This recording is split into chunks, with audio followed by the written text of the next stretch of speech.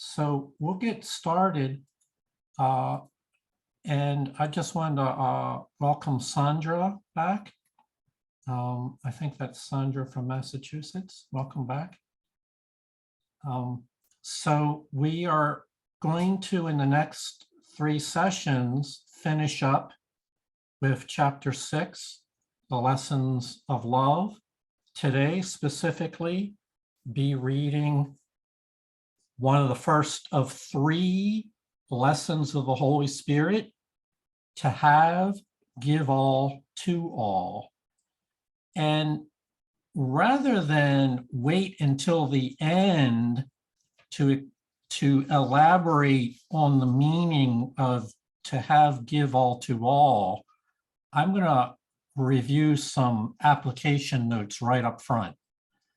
So this is a summary not found in your book, but taken from the book.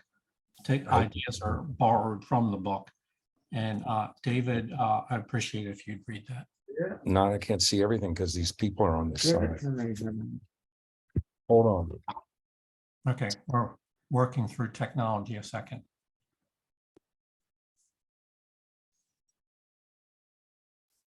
If not, I'll read it. I got it.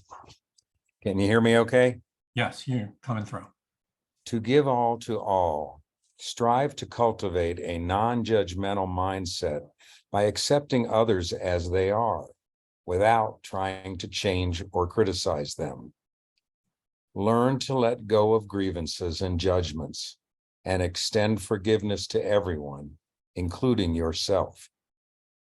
Be present. Give your full attention to those around you. Listen actively and be present in the moment, giving your time, attention, support, and love to others without any ulterior motives. By giving love, kindness, and forgiveness to others, we can experience these positive emotions in return. Engage in acts of kindness. This can be as simple as giving a compliment, helping a neighbor, or volunteering your time to a cause you care about. Recognize the interconnectedness of all. Understand that everyone is interconnected, and by giving to others, you are also giving to yourself. Recognize the oneness of all beings. Show love to others without any conditions or expectations. Offer love to friends, family, strangers, and even those who have wronged you. Mm-hmm. So to have, give all to all is a lesson of the Holy Spirit. It is about your soul. It's things that your Holy Spirit would endorse you to be a participant in your life. And as you give these soulful qualities of forgiveness, of kindness, of your attention, of your time, as you give these qualities to others, they wind up having an impact on you. You are also giving them to yourself. For, in other words, to use other language, as you represent and teach these qualities in your life, you become integrated with those attributes by practicing them and allowing them to flow through you. So when we talk about to have, give all to all, we are talking about those things which the Holy Spirit concerns herself with and that are in the interest of your own return to your awareness of who you are and your purpose as given to you by God. So that's one way of summarizing what we're reading about today. Now we'll go into the details. When your body and your ego and your dreams are gone, you will know that you will last forever. Perhaps you think this is... You got muted. Yeah. Perhaps you think this is accomplished through death, but nothing is accomplished through death, because death is nothing. Everything is accomplished through life, and life is of the mind and in the mind. The body neither lives nor dies, because it cannot contain you who are life. If we share the same mind, you can overcome death because I did. Death is an attempt to resolve conflict by not deciding at all. Like any other impossible solution the ego attempts, it will not work. God did not make the body because it is destructible and therefore not of the kingdom. The body is the symbol of what you think you are. It is clearly a separation device, and therefore it does not exist. The Holy Spirit, as always, takes what you have made and translates it into a learning device. Again, as always, he reinterprets what the ego uses as an argument for separation into a demonstration against it. If the mind can heal the body, but the body cannot heal the mind, then the mind must be stronger than the body. Every miracle demonstrates this. So immediately there's this confrontation between what the ego teaches about your body and what is being offered here by the Holy Spirit. And if you pay close attention, you might recognize in your own mind the objections that your ego has to what we just read. For instance, it does say that the body is the symbol of what your ego self, of what you think you are. The body is the symbol of what your ego thinks you are.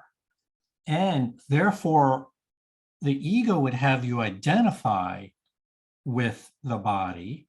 But in the mind of the Holy Spirit, that which is temporary, that which is flesh and blood, that which returns to dust, is non-existent. It's like a flash in time, and then it's gone. So the Holy Spirit teaches you instead what to do about this body. The Holy Spirit takes what you've made, and that is you've made the concept of an identity in your body, and will translate it into a learning device. This is important because you can't jump from a body identified concept of yourself into a spirit concept of yourself. You can't make that in one big jump. So what the Holy Spirit does is it translates, well, what is the body for? And the Holy Spirit will use the body as a device for your learning and for your growth. In the context of A Course in Miracles, your body is a learning device. It's a communication device. It's useful for the short period of time while you are here on earth, and then it has no purpose whatsoever. So very different viewpoints between the ego's teaching system and the Holy Spirit's teaching system. And you are invited, when you notice objections arise in your own mind, to take those ideas and rather than defend them, let those ideas be offered over to the Holy Spirit and exchange your old views of the body for the views that the Holy Spirit would offer you. for the Holy Spirit, and this is why are we talking about this in the context of to have, give all to all? Because we have to shift the conversation away from the body level into the level of your soul, where things endure forever. Because if you are to have and give and receive everything, you have to be attentive to the area of life that endures forever. And as it says here, everything is accomplished through life. And life is of the mind and in the mind. A translation of this would be, everything is accomplished through life, and life is in the mind of your soul, is in the soul and in the mind of your soul. They're essentially we're talking about your higher mind, the mind that is shared with the Holy Spirit, which is your soul. So, shifting the conversation focal point away from the belief in yourself as a body-centered entity into the awareness that the Holy Spirit has, is that you are an eternal soul, and that you are acquiring experiences now in time where you can share and extend the attributes of the Holy Spirit to others, and in so doing, give them to yourself. So it's this entire concept of shifting out of a body-centered level identification, which is, and into the level of soul identification, is crucial to A Course in Miracles. The entire course, every chapter, hinges upon your willingness to allow your mind to partner with your higher self rather than to be preoccupied with your body.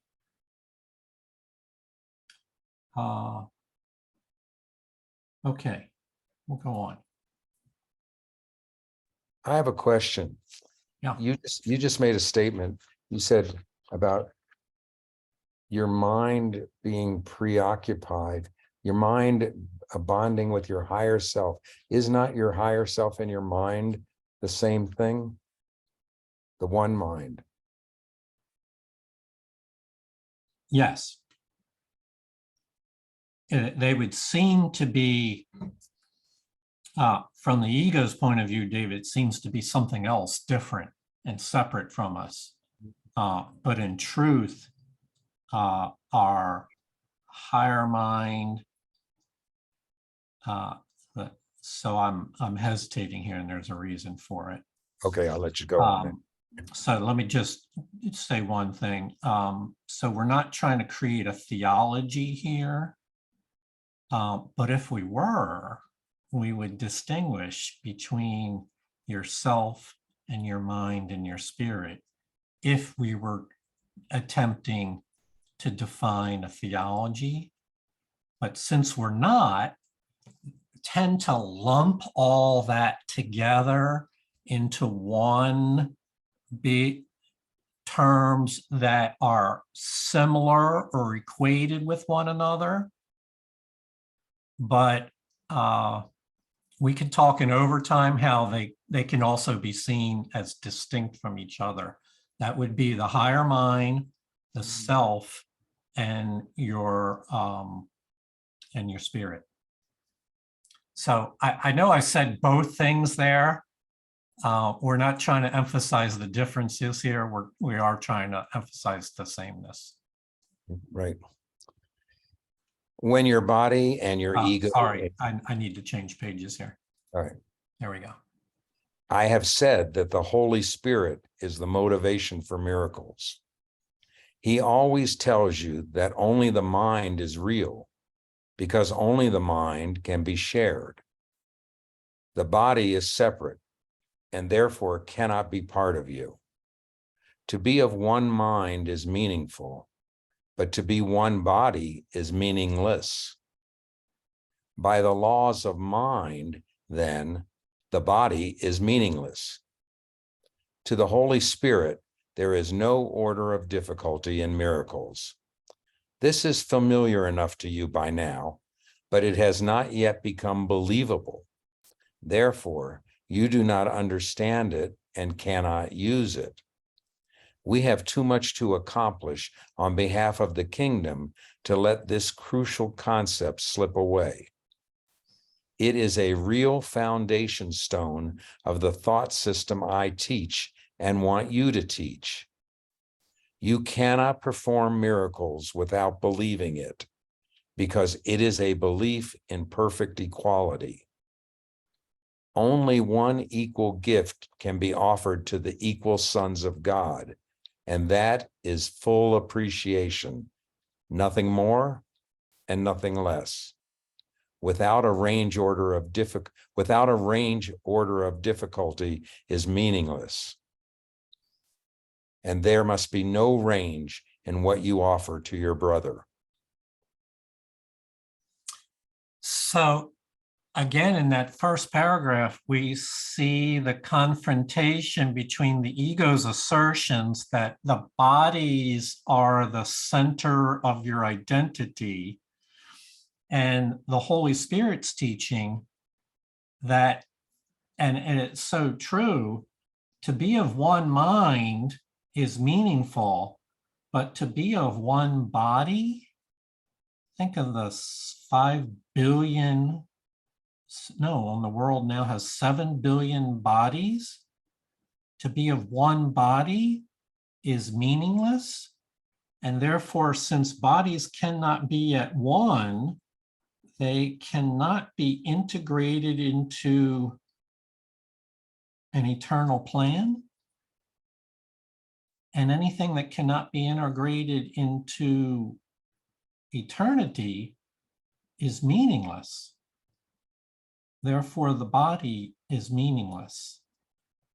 This is, for those of you that have been with us earlier where we talked about level confusion, this is an example of where confusing the levels causes people to be upside down with respect to the Holy Spirit's teachings here. So you can count that your mind will resist, at least initially, if you're new, your mind will resist these concepts. And then once you recognize your resistance to them, you have a choice of what you're going to do from that point forward. And I want to handle the second part of the paragraph about order of difficulties in a moment, but let's take some comments. Will, you had a comment? Yeah, I was going to touch on what you said. You know, I've always interpreted this no order of difficulty in miracles as being more receptive and more open to seeing them happening. But I think what it really means is that everything's a miracle. And if we could see the world, everything happening in the world as miraculous, then we eliminate the separation that we feel. I like that. That's very consistent, Will, with the perception the Holy Spirit is teaching, to see everything through a lens of light and love. So I like that, to see everything as a miracle, rather than looking for occasional exceptions of a miracle. To be miracle-minded is to recognize miracles happening as an ordinary and natural extension of life. Noel? In this paragraph, the second one, I'm struck by the theme of equality. for one in order of difficulty or no order of difficulty in miracles, everything is equal. And then by extension, equality of non-judgment to everyone, equality of giving love to everyone, and equality of seeing everyone in light and in miracle.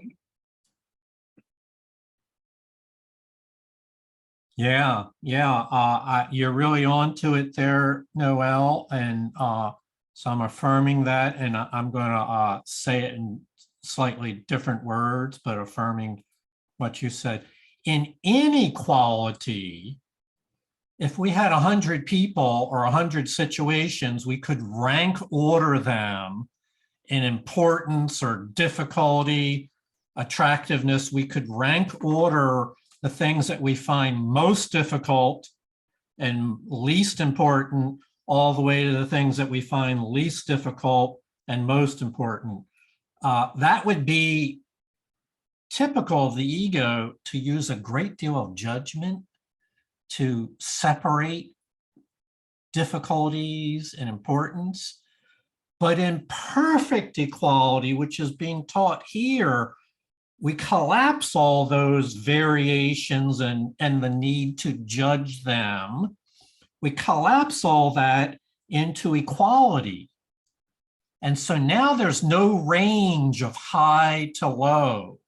It's just, as Will said, everything becomes an opportunity for a miracle without our needing to decide if it's a big win or a little win, or one we want to be bothered with or not bothered with. So that, and this is consistent with what Will said it also about seeing everything as a miracle. The one thing, the gift that is being asked of you is just a full appreciation of life, what it offers, and your part in it. That's what you're asked for, is to appreciate that.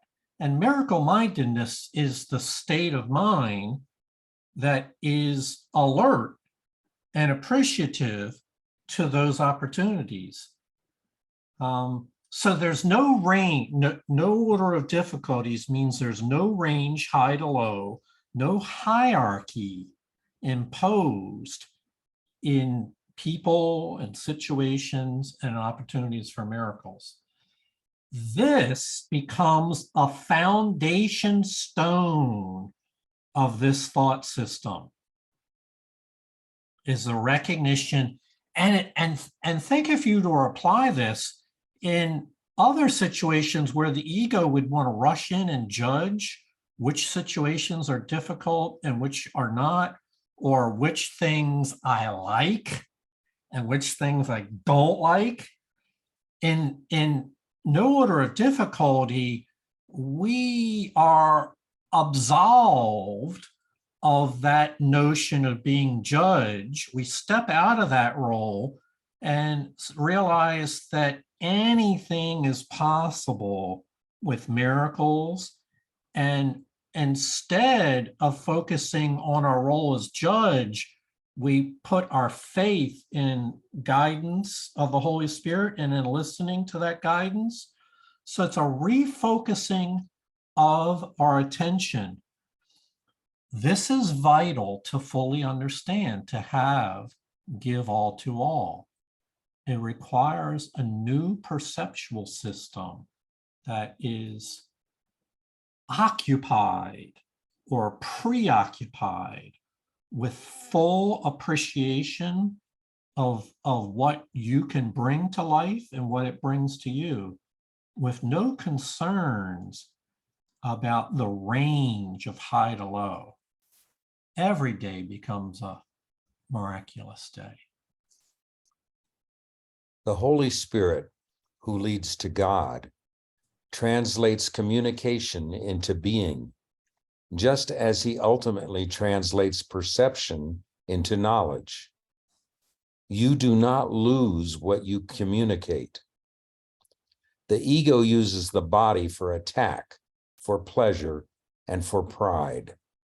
The insanity of this perception makes it a fearful one indeed.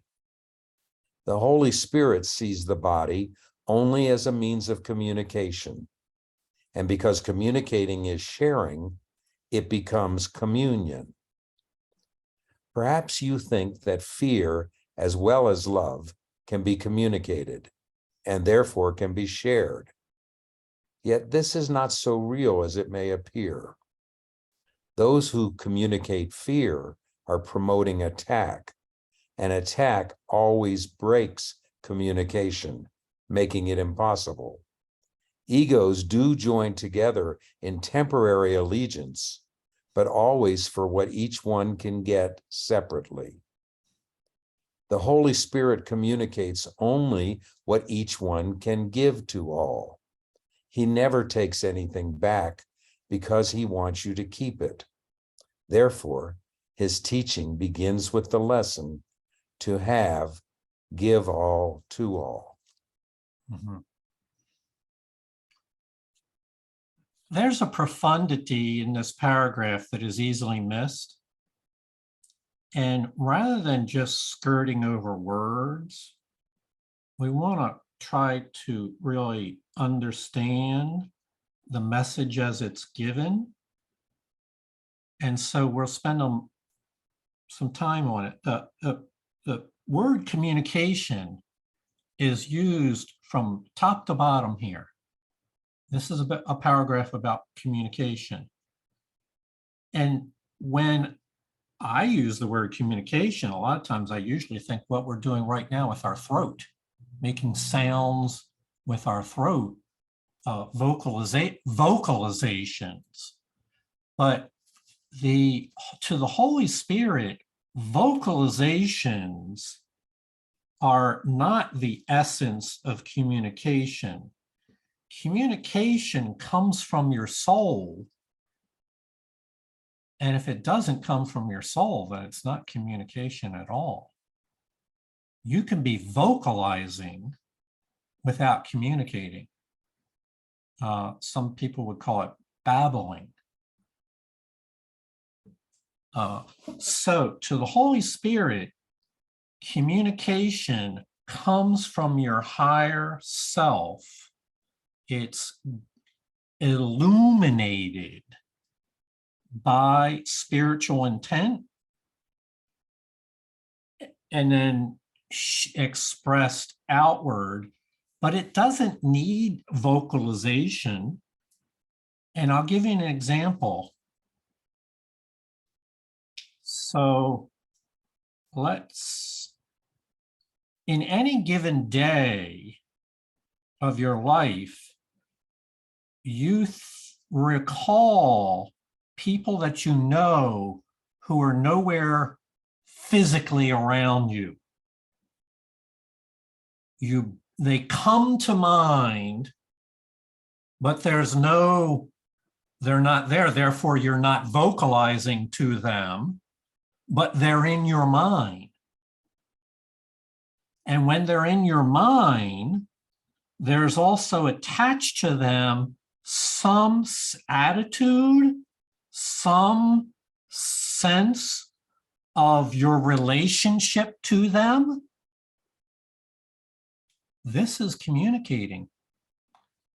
And when you come to mind, I'll submit, you are either expressing love to them, or in the darker case, you've got a grievance, a fault, something you wish were different about them, and you're expressing your complaint, your judgment about them. And all this can happen, I've noticed, very quickly. The mind can bring somebody to mind, immediately decide what my relationship is to that person, and feel the feeling that comes along with that, and then dismiss it as if it were nothing.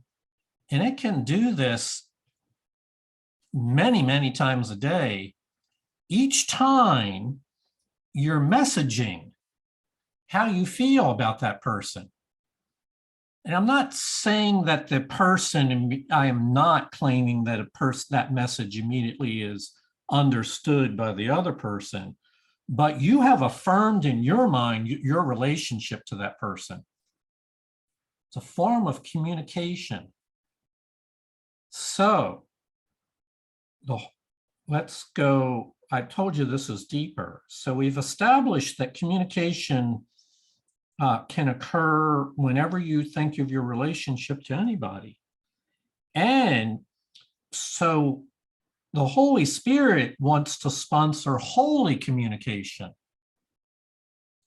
communication of love and respect and appreciation to others. And so she has, and it's said dozens of times in the course, the goal of restoring holy communication to your mind. That is the goal of this course. There is no separation, but there has been a breakdown in communication. And so she has 3 phases. The first phase would be the ego phase, where there's a breakdown in communication, a failure of communication, where things are not working. Second phase is the Holy Spirit restores communication from your soul to other souls and to life itself. So there's a restoration of communication. Third phase is it goes beyond that into what we call into being. It's an awareness of being. This is where you rest in God. This is where communication becomes communion, where there is a sense of union and oneness has been restored. For the most part, we will point to that third phase of union, of communion, but the real work of this program is a transition from not communicating from your soul into communicating with your soul. That's the essential step. And so that's the goal. The Holy Spirit sees the body only as a means of communication, with the goal that she will bring the body into alignment with her purpose of communication, but she has a plan to take you beyond the body's level of communication. Her plan is not limited to just using the body as a means. Her plan is to bring you into a level of soulful awareness of your being and of your interconnected and oneness with all other beings. And so, therefore, now this teaching to have, give all to all can be understood in the context of the Holy Spirit's plan to restore communication. It says the Holy Spirit communicates only what each one can give to all. These are the gifts, the attitudes, the expressions of your soul. Each one can give to everyone an attitude of appreciation and of honor, of gratitude, of thankfulness. You can give that freely. There's an unlimited ability to communicate that to anyone.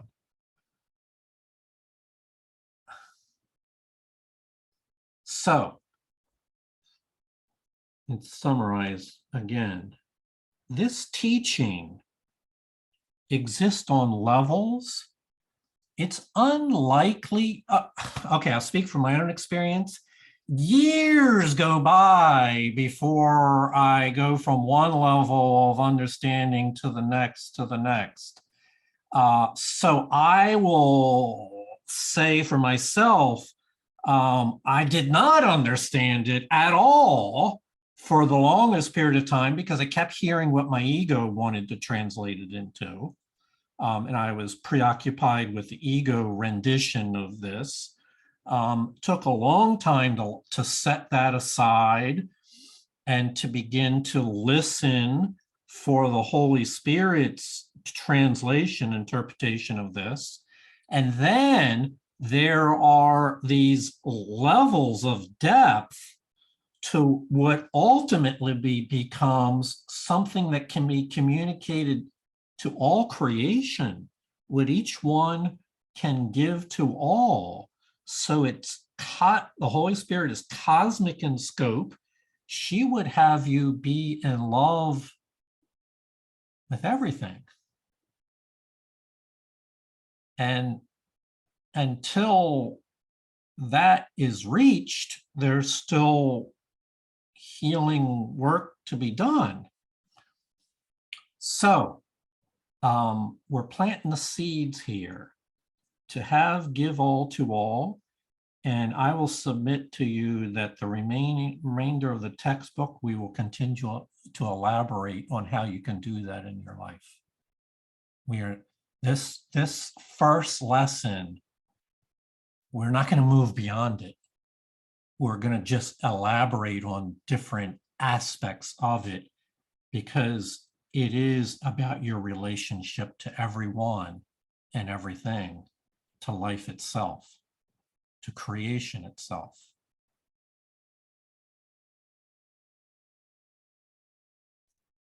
This is a very preliminary step, and the only one you must take for yourself.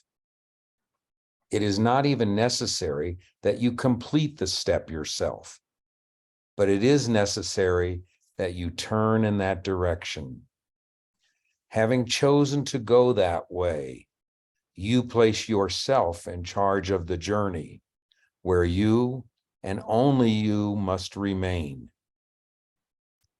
This step may appear to exacerbate conflict rather than resolve it, because it is the beginning step in reversing your perception and turning it right side up.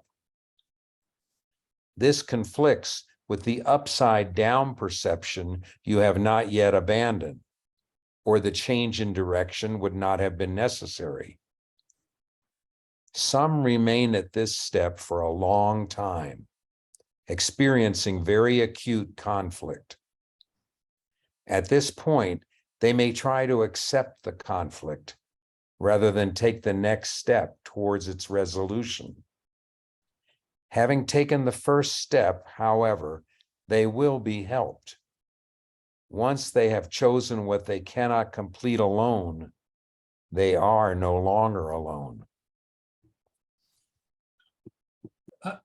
This paragraph bears your rereading later on because it's the application notes of how you can apply this lesson to yourself. And very important to there are a number of steps involved, but the most important thing is you get the direction right. Because if your direction is wrong, it doesn't matter how many steps you take. You have to get the direction right. And many times when in class, people will say, well, let me see if I got this right. And they echo back their understanding. And I'll say something like, you've got the direction right. And that's the most important part, is that you first and always be sure your direction is towards joining with the light of the Holy Spirit, that your guidance comes from the light of the Holy Spirit and not from your memory of past events or from what you already think you know to be true. Because as it says right here, the goal, it's a beginning step in reversing your perception and turning it right side up. So we're not looking to affirm our existing perception. In fact, what's being taught here conflicts with the upside down perception that you've learned from the past. So getting your direction right is key. Then we will acknowledge there are many steps forward. This is a preliminary step. Our preoccupation is not with where you are along that stepping process, as much as each day do you take a step forward in the right direction. That's what matters. Believe me, that's what matters. Each day you take a step in the right direction is the only thing that matters. Failure to take a step in the right direction or taking a step in the wrong direction leads to loss of time and delay and confusion. So I see myself in these last few sentences. So I'm not trying to talk about myself here, but I've gone through this. Some remain at this step for a long time and even experience very acute conflict.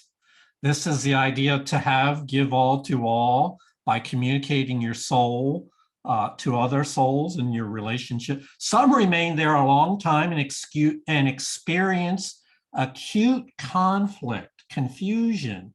At this point, they may even, this is one of the great errors, they may even try to accept the conflict that exists within themselves between guidance of the Holy Spirit and the guidance of their ego. They might try to accept it and learn to live with it. You will hear this talked about in perhaps other programs, or even occasionally here, somebody says, I want to make a friend with my ego. I want to learn to live with my ego. Everybody's, it's the idea of we can make an alliance with the ego and learn to live with it. Try to accept the conflict rather, and that's an alternative to taking the next step towards resolving the conflict. The Course in Miracles definitely wants you not to stand still. Once you orient towards the Holy Spirit, not to stand still, but to keep stepping forward each day to resolve the conflict. Having taken the first step, however, the help is offered there to you. It just looks entirely different than the advice your ego is offering. No one can take these steps alone. Everyone takes these steps in partnership, in union with spirit guidance. So, Noelle? So the wrong direction is to give part to part, right? Yes, it's the ego's term for that, Noelle, is the getting concept. Let me see what I can get Right. out of it. So if I'm going to do any giving, I got to also make sure there's a getting involved. Right. And so I negotiate, I barter a compromise. So if you choose to give part to part, that's predicated on what have you done for me now? That Eddie Murphy had the line. Yes. What will you do for me now? Yes, there are, Noelle is illustrating various detours along the way that the ego would cause. Try to use even the words, give part to part, try to use the form of the idea, but mix it up enough so that you get off of the Holy Spirit's lesson and into some variant of it. And I would say, again, I'm being confessional, Noel. I think that's where I was at for a long time. I'll give some to some. I think in some ways, maybe I still practice that version of it. I'm not endorsing that. I'm just saying that there are many steps to this, and that we, again, continuing to step in the right direction is what really matters, not Well, where we are in the journey. It occurs to me that for me, the steps are: one, ask for guidance, and two, be vigilant all the time. We've said it before in different ways, but to be on the alert really for the ego's judgment and separation. And you said it before, something like hierarchy, the rating scale of who deserves it and who doesn't. Vigilance. Right. Yeah, vigilance will be the third phase of this lesson plan that we'll cover in detail on Monday. So you're absolutely right. Vigilance is an essential aspect of implementing this. Sandra, you had a comment. Okay, can you hear me? Yes, yes. Okay, how does this work with giving and receiving are one? Oh, And- it's an aspect of it. You're giving. So that which I give, I also receive. Remember, if I share kindness with a person, I'm also practicing kindness myself, which is a way of strengthening it within my own experience. And so giving and receiving are one. That which we give, we also receive. And it's reciprocal, I think, is the word we would use here. That which you teach, you are also learning. In fact, anything that you share, teach, or give, you are also a participant in that, and therefore identifying with it and giving it to yourself. Yeah, like you only know what you express. So if I express forgiveness, then I know forgiveness. If I express compassion, then I know compassion. If I express judgment, then I believe in separation. Because there is, God is, either God is or God isn't. There is sin or there is no sin. And the truth is, there is no sin, so I have no reason for judgment. Right. Yes. Yeah, you got it. Thank you. Richard? Yeah, hey guys, I couldn't wait to get here. For some reason, I'm always late on Saturday. What I'm hearing for me is I don't get punished by my sins, for my sins.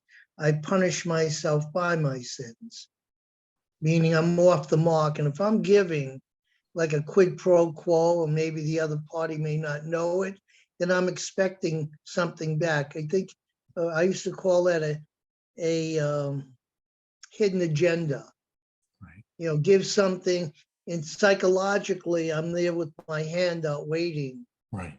My reward for giving. Yes. So what I'm learning, this is actually in one fellowship they talk about freedom from the bondage of self, and this would be the part and that I'm referring to. Mhm. And then through practice, it'll say, we'll intuitively know. There's an intuition that I'm giving without with any narrative. It's like the other day, I was talking last week about this blind guy that I see. And I drove by the other day and he was there, and I had reservations about myself because I wanted to give him something. And what happened, the group came up because I mentioned it to the group. It wasn't necessary to mention it to the group. So when I gave to him, I was thinking about the group. So I was really doing it for the group, and I wasn't doing it for this power. Mhm. I don't know if I'm making sense. It's for the group so I can hold my word that I do give unconditionally. But I gave something, I said it was unconditionally, but it wasn't, because I did it because I said it at the group. So when I give, it's just give and don't say anything. Don't make don't make headlines out of it. Don't say it to anyone. I don't need to. Right. Now, Yeah. Yes. So you're really illustrating, Richard, that there are so many steps towards this to where we get completely free so that we freely give. Right. And also illustrating, though, at least your direction is right. You were realizing that to give, this is something that you want to be a part of and participate in, but there's still some more steps to go before we become completely free. So be gentle and kind with yourself, Richard. And this is really to everybody in this to have give all to all. Think of it as a journey of 1,000 steps, and and you can do 1,000 steps. Just do one every day, and you'd be amazed at the progress you make. But be gentle along the way if you recognize that you still are not finished the journey. Be kind to yourself. Not the ego wants to use this as a way of teaching you that you are not acceptable, that you are not living up to the program. Don't listen to that voice. No, that's a voice of self-criticism. Another comment, Noel? I think Richard brings up a very interesting point.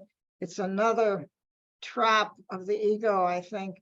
In other words, third-party gain from what I'm giving to the second party. Yes. Look how good I am. Look what a good guy or gal I am.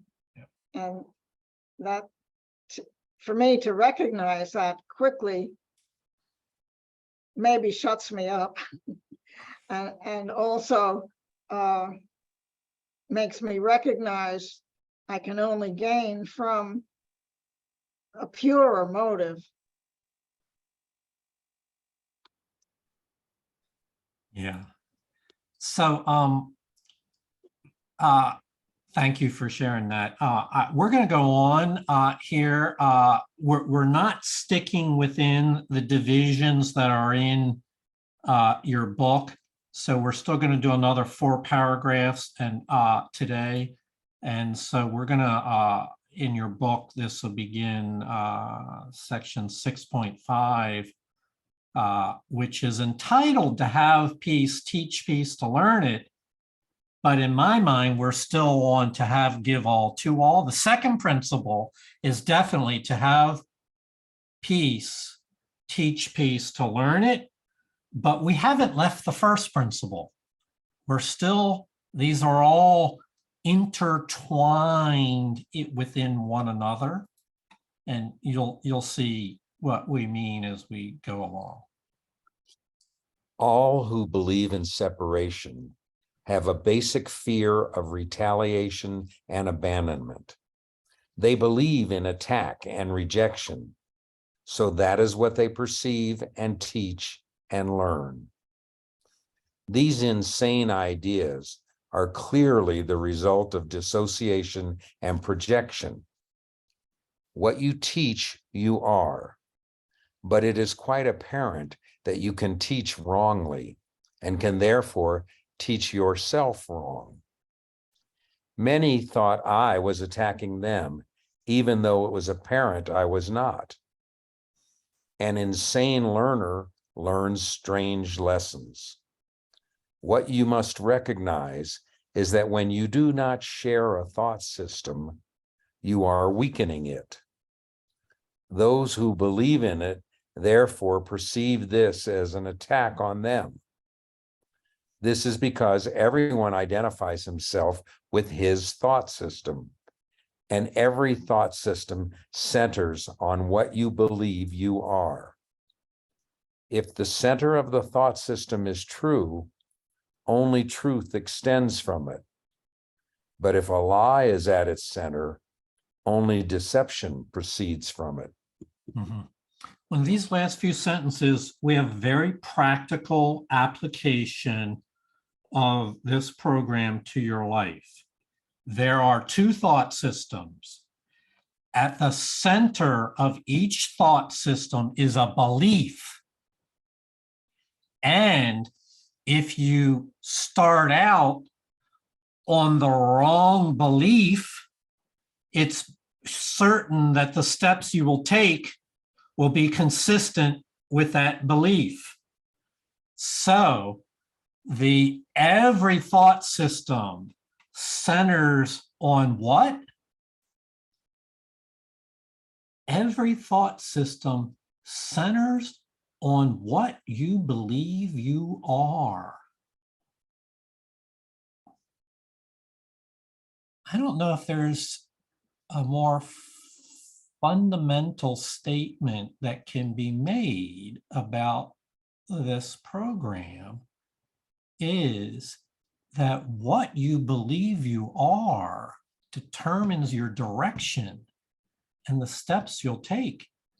And the Holy Spirit's understanding of you is how you heal in this program. The ego's belief in what you are is what leads to sickness and insanity. And we just read it here: retaliation, abandonment, attack, and rejection, dissociation, and projection. The ego system, it's inevitable, it's inescapable that if you start from the center of the ego's thought system, that the effects will be consistent with the fundamental foundational flaw. The ego thinks you are separate and an independent entity in the universe, separate from all other entities, and identified solely with your body, such that you have only a century of time and no more, and then that's the end of you. The ego, and there's a whole narrative that the ego has there. All thoughts that extend out from there will be consistent with that belief. Therefore, as we said, your direction is essential, and your direction here is to adopt the Holy Spirit's understanding of what you are. And if the center of the thought system is true, only truth will extend it from it. So again, in order to be able to give all to all, we have to make sure the foundation on which we view our very selves is solid. And there is a solid foundation which you can stand upon. It's just not the one that you've utilized from your past. It's different. And one more thing that is a subtle point in this paragraph. If And this occurs within your own mind as well as with others. If you have a thought system that differs from another, then they will perceive that you are attacking their thought system.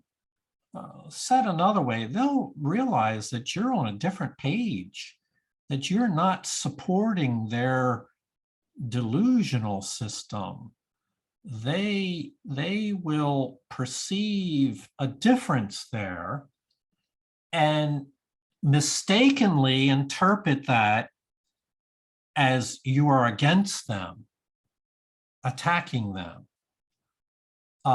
That's an error of the ego, to immediately assume that if you're not with our thought system, then you're against us.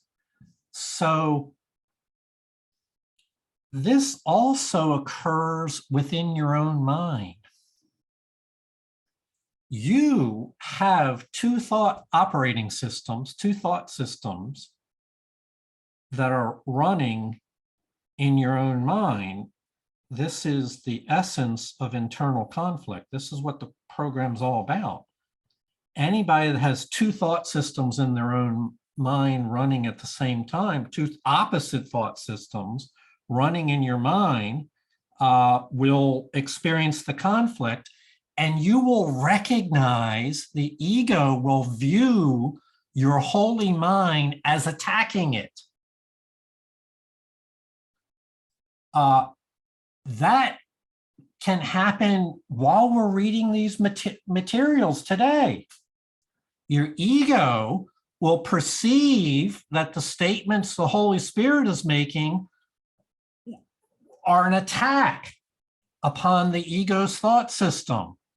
And so the conflict, which can be more easily recognized between two individuals, also goes on within your own mind.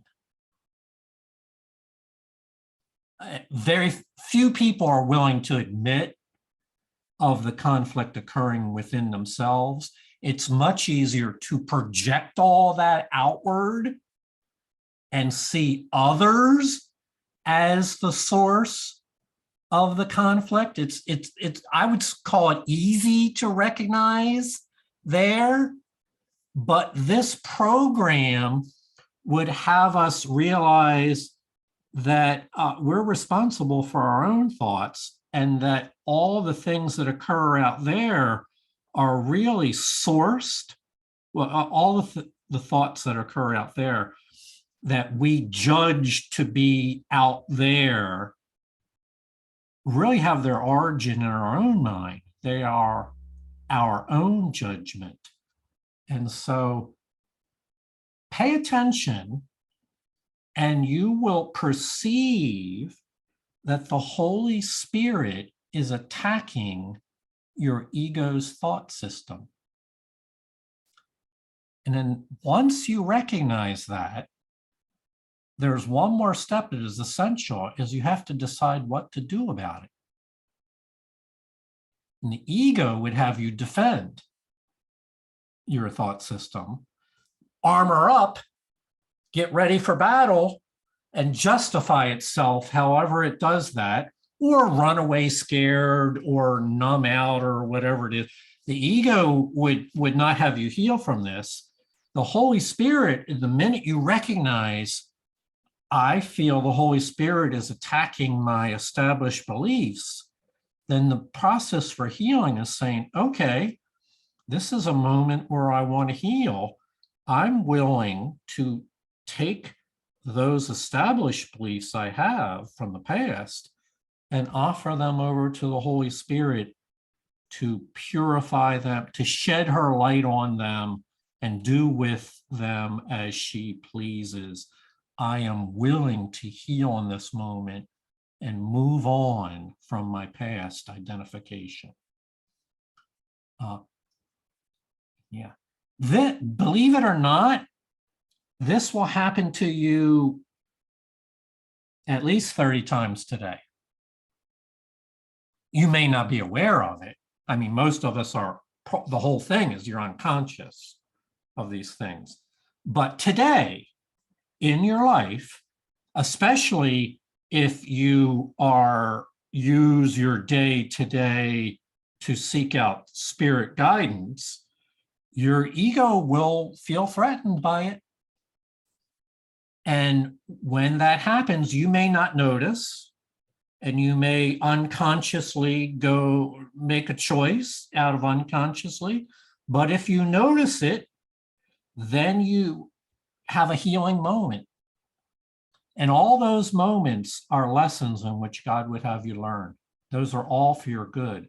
Those are moments of decision where you reaffirm once again, I would rather be healed than stick with what I've already made of myself. Every thought system centers on what you believe you are. All good teachers realize that only fundamental change will last, but they do not begin at that level. Strengthening motivation for change is their first and foremost goal. It is also their last and final one. Increasing motivation for change in the learner is all that a teacher need do to guarantee change. Change in motivation is a change of mind, and this will inevitably produce fundamental change because the mind is fundamental. So only fundamental change will last? What are they referring to? We just spoke about it last paragraph. A thought system that centers on what you believe you are. It is a fundamental change to shift from what you believe you are based on what you've learned in this world. It is fundamental to shift from that thought system into the thought system that the Holy Spirit teaches about what you are. That is fundamental. Only fundamental change will last forever. Yes, you can do other things that will have a temporary effect, but only, so this is actually why the Course is so deep and why so many are reluctant to follow it into the depths of their being, because only fundamental change will last. The Course is seeking for a fundamental shift from one thought system into another. And that shift will last forever. We're not saying there aren't other temporary shifts one can make, but we are saying that there is a singular shift that will last forever. In the meantime, where we begin is get you pointed in the right direction. We don't, this program is not trying to yank you out of your old thought system and bring you into a new one overnight. It is using the method of a stepwise journey and as we said earlier, pointing in the right direction, being motivated to continue to step forward. This was expressed in some of the things Richard shared, Noel shared about there are incremental aspects of the journey and there are detours along the way for sure. That, but continuing to be motivated towards the Holy Spirit's destination is essential. The first step in the reversal or undoing process is the undoing of the getting concept. Accordingly, the Holy Spirit's first lesson was to have, give all to all. I said that this is apt to increase conflict temporarily, and we can clarify this still further now. At this point, the equality of having and being is not yet perceived. Until it is, having appears to be the opposite of giving. Therefore, the first lesson seems to contain a contradiction, since it is being learned by a conflicted mind. This means conflicting motivation, and so the lesson cannot be learned consistently as yet. Further, the mind of the learner projects its own conflict, and thus does not perceive consistency in the minds of others, making him suspicious of their motivation. This is the real reason why, in many respects, the first lesson is the hardest to learn. Still strongly aware of the ego in yourself and responding primarily to the ego in others, you are being taught to react to both as if what you do believe is not true. So therefore, it's possible to get derailed in learning this lesson. And just to review again, how does that happen? Well, there's this teaching of the ego called the getting concept, and I know we're going to cover that in more detail elsewhere. I didn't check out ahead of time where that will be, but the ego assumes we start from nothing, that you are nothing, and that you in this life attempt to acquire traits that would make you worthy of love.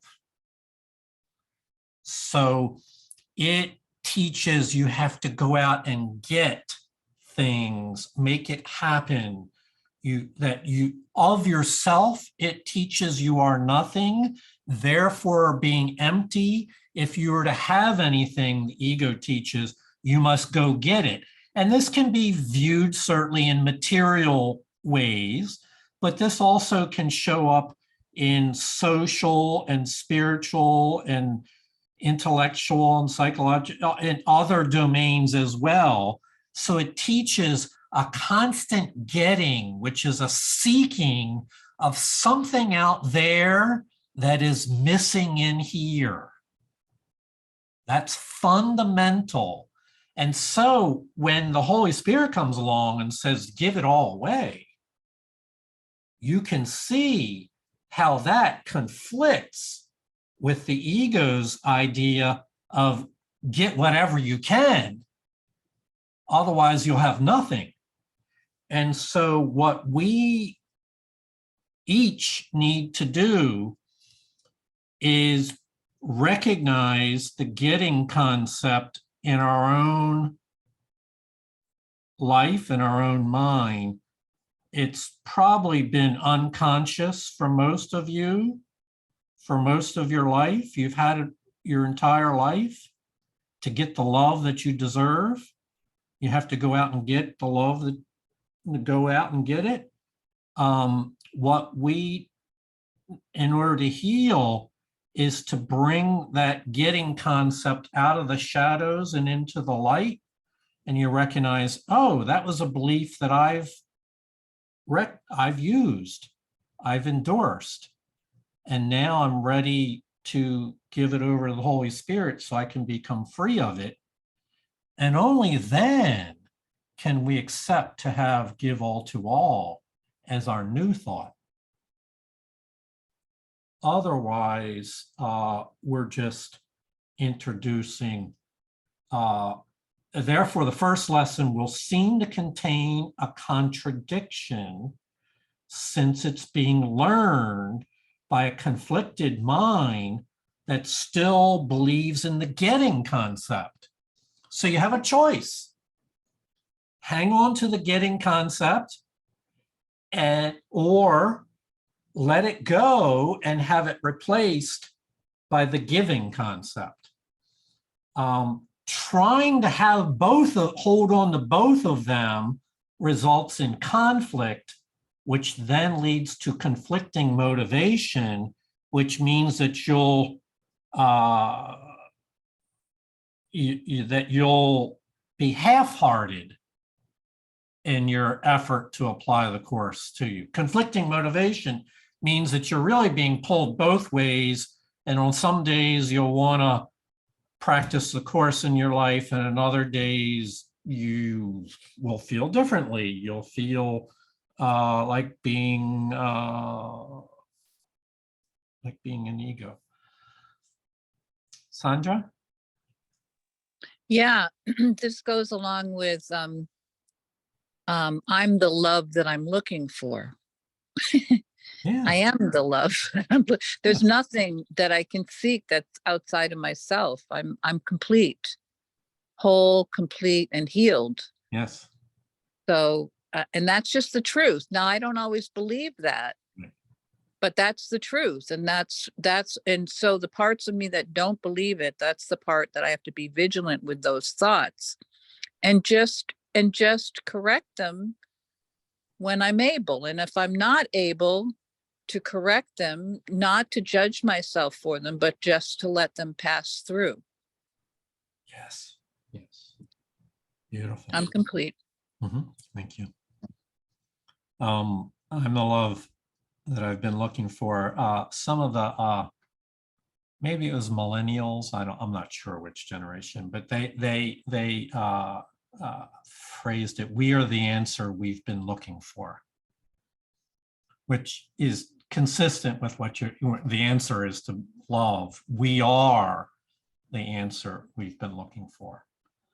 So please come back and look at this again, this paragraph, because we cannot move forward with to have give all to all conflict free until we expose the getting concept, bring it into the light, and make a decision about whether or not we want to continue holding on to that concept or give it over to the Holy Spirit. It is the undoing process. The first step in the undoing process is undoing the getting concept. And therefore, the first lesson of the Holy Spirit is the exact reversal, to have give all to all. And as we said, this is apt to increase conflict initially until we free ourselves fully of the getting concept. We're going to do one more paragraph and then let it go at that. Upside down as always, the ego perceives the first lesson as insane.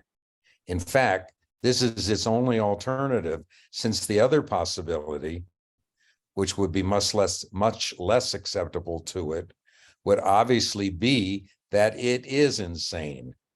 The ego's judgment here, as always, is predetermined by what it is. The fundamental change will still occur with the change of mind in the thinker. Meanwhile, the increasing clarity of the Holy Spirit's voice makes it impossible for the learner not to listen. For a time, then, he is receiving conflicting messages and accepting both. So this is, students testify to this frequently about receiving conflicting messages all within the same hour, within the same minute sometimes, where their old thought system is feeling under attack by the Holy Spirit, and over time, the clarity of the Holy Spirit's voice becomes stronger and stronger, so that you're listening for the Holy Spirit's voice. And therefore, we're really doing ourselves a big favor by exposing this getting concept and being willing to have it healed. To hang on to it is only to ensure conflict. And what I've noticed is people then drop out because the conflict becomes too extreme. For a time then, he, you or I, is receiving conflicting message and accepting both. I said last paragraph, but I really mean the next paragraph would be the last paragraph today, David. The way out of conflict between two opposing thought systems is clearly to choose one and relinquish the other. If you identify with your thought system and you cannot escape this, and if you accept two thought systems which are in complete disagreement, peace of mind is impossible. If you teach both, which you will surely do as long as you accept both, you are teaching conflict and learning it. Yet you do want peace, or you would not have called upon the voice for peace to help you. Its lesson is not insane. The conflict is. So,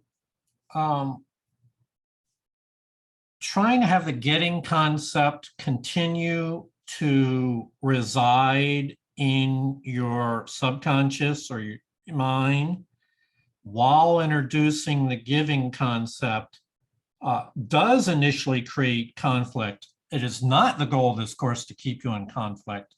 The goal of the course is that you'll take the next step forward, which we will read about in the next session, which has to do with peace. And until then, it's inevitable that there will be conflict.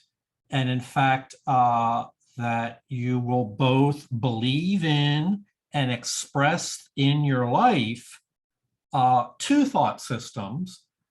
And so our focus then becomes on moving past this situation, this conundrum, where we embrace peace more fully. In other words, the way out of the conflict is to fall in love with the idea of peace. And that will be the focus for our next section. This is as far as we're going to read today. We'll pick it up here again tomorrow, and hope that you can join us for that. Was there a final comment? Sandra, I can't tell if your hand was up from before or Oh, did I not put my hand down? Sorry. that's quite all right. It happens all the time, believe me. David, you had a comment? Yeah, I have a comment. Just you made such a beautiful metaphor, and I'm not sure that it really struck me when you said this is not an overnight process. I don't know if you remember saying that, but I took that in such a way as, what is the Course in Miracles?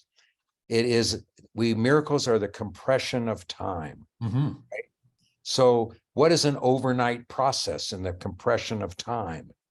It is merely going from darkness to light. I just thought that was so beautiful. And I don't think you really realized what you had said in the way it struck me. Yeah. It is a bit of a paradox about time and this process, because it is about collapsing time. So the way I as best I can do with expressing that is it's based on decisions and experience, not on time. And so, as I asserted earlier, these conflicts between the ego and the Holy Spirit will appear in your mind 20 to 30 times today. And so each one of them is a learning opportunity or not. And if you are alert to them and you choose peace, you choose to let go of the getting concept and choose to take another step forward in the Holy Spirit, then you make strong use of your day. And it's the accumulation of those decisions and those experiences that bring you face to face with your higher self that the Holy Spirit sees and your lower self. That's what matters, not the clock time. And so it unfolds in time, but it's not paced by time. It's paced by decisions and experience. Yeah, so it takes a lot to go through all that. Sorry to drag you through it. Noel? Well, the ideal is overnight or faster to be aware that there's no time, that we could do it in a twinkling. But you recognize for all of us that the ego is a recalcitrant child. And you said, be gentle with yourself. Yes. And that, to me, that is a very good admonition. It is, because there's no doubt when you come in the midst of these conflicts between two different thought systems, the ego will be cruel and punishing about your experience, and the Holy Spirit will not be. She will be gentle and understanding. And if you're to feel in to what it's like to heal, it does have a sense of a gentle letting go, rather than what I would call a harsh slap that says, there you go again. And so, and this is the way we treat ourselves, by the way. You know, this is our own process. And so be gentle, be with yourself as the Holy Spirit would be with you. Be gentle with yourself in the midst of these choices, these experiences. It is a learning journey. It's really a beautiful journey. We have to get past these first few lessons, get some experience under our belt, so that we can then move into that phase of the journey which is more illuminated by the light of the Holy Spirit. That's as far as we're going to go for today. I want to thank you, David, for your reading, and thank you all for your participation, your comments. We will pick this up with Sunday and Monday. We'll finish this chapter. And please, if you're not able to attend, please do make an effort to read it on your own or watch the videos, because these really are the first few steps in this program. Thank you all. Namaste. Namaste. Namaste. Thanks, everybody. Thanks, everybody. Thank you. You know, it's really interesting because this is not the first time I've been through this chapter with you in this class.